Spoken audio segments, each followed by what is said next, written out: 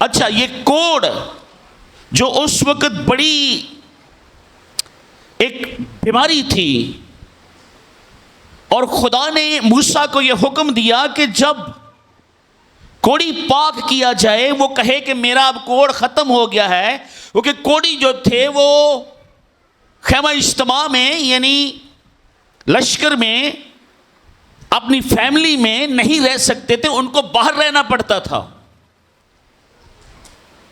उनको दोबारा से जमात में शामिल करने के लिए यह जरूरी होता था कि वो अपना जो पाकीज़गी है, क्योंकि जिसको कोढ़ हो जाता था उसको नापाक समझा जाता था, तो उसको पाकीज़गी साबित करने के लिए यह जरूरी होता था कि वो अपनी डॉक्टरी करवाए, अपना मुलाजा करवाए।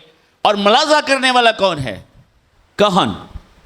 और कहन को यह तालीम दी गई कि जदों कोई ऐसा शख्स आए जो ये दावा करे कि मेरा कोढ़ खत्म हो गया है, तो तू उसको खैमा से बाहर ले जाकर यानी पोशीदगी में तू उसके बदन को चेक करना कि ये कोढ़ खत्म हो गया है कि नहीं। और यहां बात खत्म नहीं हुई। उसके बाद जब उसको पाक करार दिया जाना है तो एक खास काम करना है। और वो काम क्या करना है? 2 परिंदे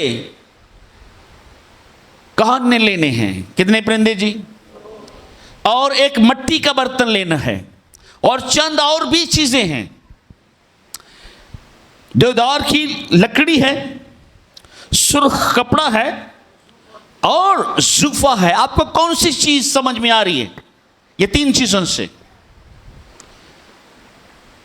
देवदार की लकड़ी है और सुर्ख और जुफा है, यानी पत मिली मैं। ये जो तस्वीर है ये खुदावंद यीशु मसीह की मसलूबियत को पेश कर रही है। लकड़ी भी है, लकड़ी जो है वो सलीब को पेश कर रही है, सुर्ख कपड़ा जो है वो खून को पेश कर रहा है, और सारी जो पिक्चर वहां पर नजर आ रही है वो कोहे कलवरी के ऊपर मेरा और आपका नजात दहिंदा लटका हुआ हमें नजर आ रहा है। लेकिन यहां पर सिर्फ कोड़ी को पाक करने के लिए यह कानून खुदा ने लिखा है यहां पर। और अब यह होगा कैसे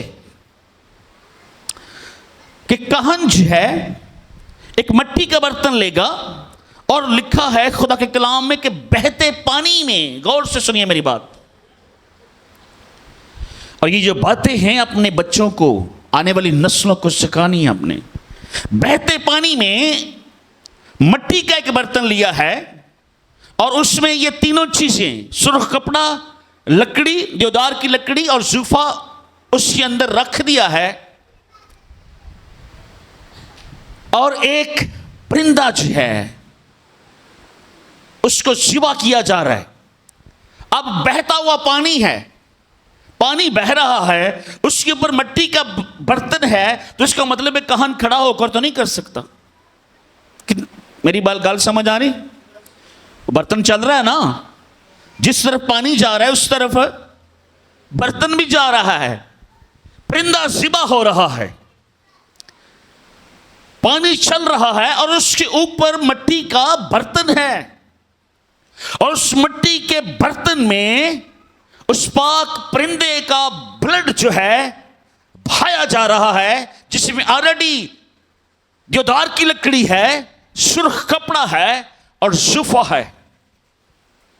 इसका मतलब है जैसे जैसे वो बर्तन जो है वो चल रहा है, कहन उस परिंदे के साथ साथ चल रहा है, जिसका लहू टपक रहा है, और वो लहू जो है उस बर्तन में जमा हो रहा है।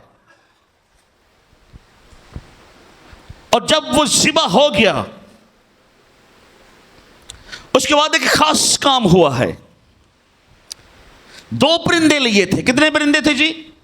एक को ज़िबा कर दिया गया है, और दूसरा परिंदा अभी मौजूद है।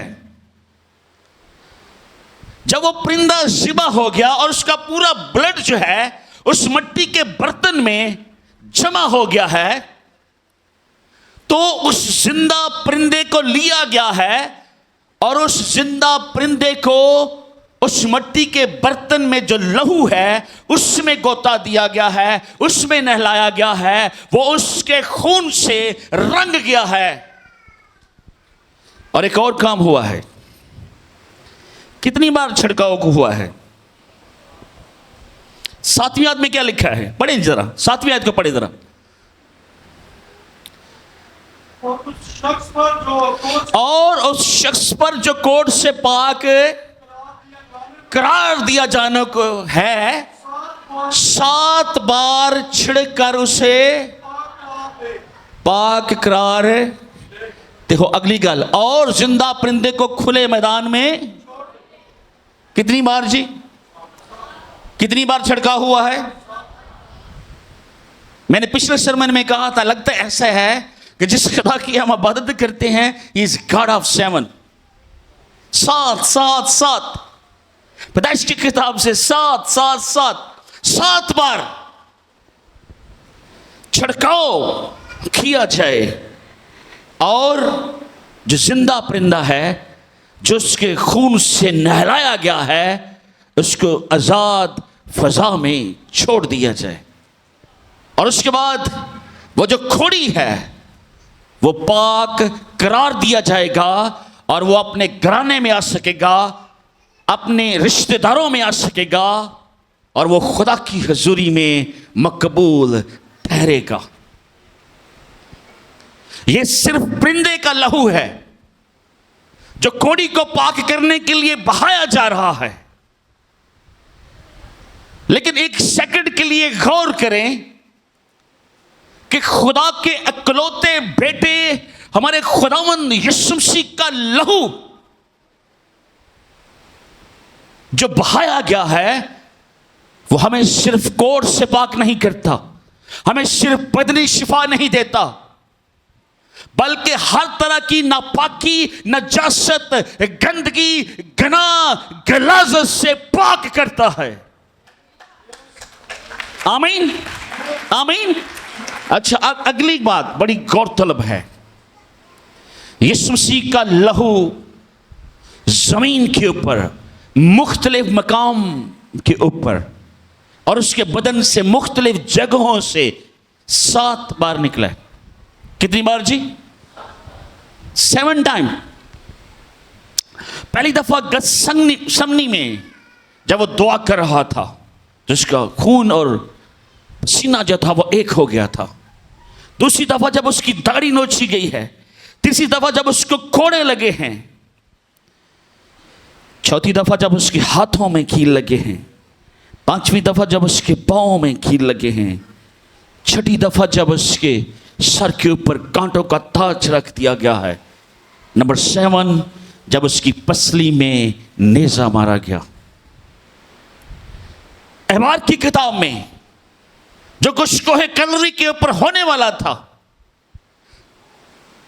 वो पेश किया गया है, लेकिन यहां पर सिर्फ एक शख्स को पाक करार दिए जाने के लिए 7 बार एक पाक परिंदे का लहू उसके ऊपर छिड़का गया है। लेकिन दुनिया को पाक करने के लिए खुदा ने अपना इकलौता बेटा पेश किया है, और उसका पाक लहू भी 7 टाइम जमीन पर मेरे लिए और आपके गुनाहों के लिए बहाया गया है। आमीन, आमीन। बात समझ रहे हैं? और कलाम में लिखा है उसका लहू हमें सारी नजासत से पाक करता है, न सिर्फ कोढ़ से। और आज लोगों के बदनों में नहीं, जहनों और दिलों में कोढ़ लगे हुए हैं। मुख्तलिफ जो दुनिया की चीजें हैं उनसे दिल बंद हैं, जहन बंद हैं, और दिमाग दुनिया की चीजों में और रंगीनियों में फंसे हुए हैं लोग। और इस गुनाह आलूदा जिंदगी में अपने आप को लपेट रहे हैं लोग। जब हम पैदाइश की किताब में पढ़ते हैं चैप्टर 7, जब तूफाने नो आता है, एक बड़ा तूफान आता है, तो खुदा ने नूह से यह कहा था कि तू कितने कितने जानवर लेने हैं जी, अगर बाइबल पढ़ते हैं? हाँ जी, कितने जी? बाइबल को सही तरीके से पढ़ा करें। खुदा ने कहा था जितने पाक हैं वो 7 लेने हैं, 7 ही परिंदे और 7 जानवर, जो पाक जानवर हैं वो 7 लेने हैं आपने। अगर आप देखें जरा, पता है 7 परिंदे, और जो नापाक हैं वो 2 लेने हैं। और जब तूफान खत्म हो गया तो नूह ने एक कबूतर को भेजा है, वो घूम फिर कर वापस आ गया है। पहले एक कौवे को भेजा है, कौवा मर्जीदा मालिक पता नहीं किधर गया। पर उसके बाद नूह ने क्या किया है, एक कबूतर को भेजा जो क्या किया उसने, वापस आया है, लेकिन उसकी चोंच में जैतून के पत्तों की एक छोटी सी शाख थी। और जैतून का जो पत्ता है या जैतून का जो दरख्त है वो पीस और सलामती को पेश करता है। उसका दूसरा मतलब यह भी था कि खुदा ने जमीन वालों से, जिनसे वो बहुत अफसरदा और नाराज हो गया था, खुदा ने अपने लोगों से, जमीन पर रहने वालों से सुलह कर ली है। उसके बाद 7 दिन बाद नोआ ने फिर उसी कबूतर को भेजा। और ये कबूतर शायद एक दिन में शायद 90 किलोमीटर या 100 से भी ज्यादा किलोमीटर जो है ये फासला कर सकता है, सफर कर सकता है। और जब दूसरी दफा भेजा है तो वो कबूतर फिर वापस नहीं आया। जब आप नए अहदनामा में देखते हैं तो फिर जब खुदावंद यीशु मसीह का दरिया यरदन में बैप्टिज्म हो रहा था तो खुदा के कलाम में लिखा, एक कबूतर जब उसके ऊपर आकर ठहरा है तो आसमान से आवाज आई है, ये मेरा प्यारा बेटा है जिससे मैं बहुत।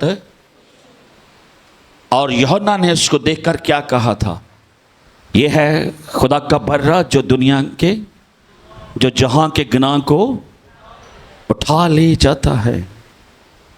वो परिंदा शायद वहां से निकला है जहां से कश्ती थी, दूर चला गया है। और खुदा ने पर्पसली उन पाक परिंदों को और पाक जानवरों को महफूज रखा उस कश्ती में, ताकि वक्त आने पर उनको कुर्बान किया जा सके। लेकिन नापाक जानवरों और परिंदों को 2 रखा कश्ती के अंदर। सेम तरीके से खुदा बाप ने अपने बेटे हमारे खुदावन यीशु मसीह को आसमान पर महफूज रखा ताकि पूरी दुनिया का कफारा एक ही दफा हो जाए और मुकम्मल हो जाए।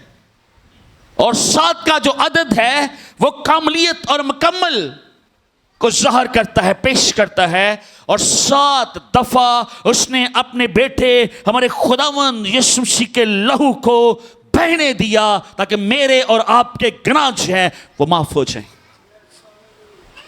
आमीन, आमीन। The blood of Christ, ये छोटी बात नहीं है। कोई यीशु जैसा दुनिया में नहीं है, ना को नबी आया ना को आएगा। और शायद बथेरे आपको वर्गला सकते हैं मुख्तलिफ तरीकों से, इसलिए मैं कहता हूं अपने बच्चों को सिखाएं ये बड़ा जरूरी है कि उनको चर्च लेकर आए। आज हम बैप्टाइज करने जा रहे हैं कुछ लोगों को, और मैंने पिछले 2-3 महीनों से यह तालीम दे रहा हूं। चर्च आएंगे, आप यीशु के लहू की वैल्यू